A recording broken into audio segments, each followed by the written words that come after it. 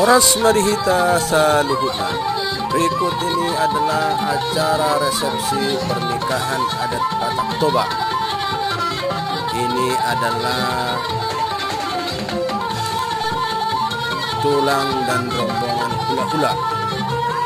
Tulang pengantin adalah marga Simbolon dan pengantin laki-laki adalah marga Sikotang dan pengantin perempuan Boru Kuta Barat.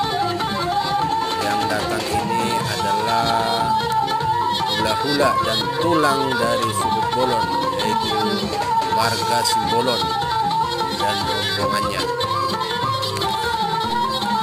Acara adat pernikahan ini dilaksanakan di Lumban Hariara di Sitor Bandolo, Desa Dolok Raja, Kecamatan Harian, Kabupaten Samosir.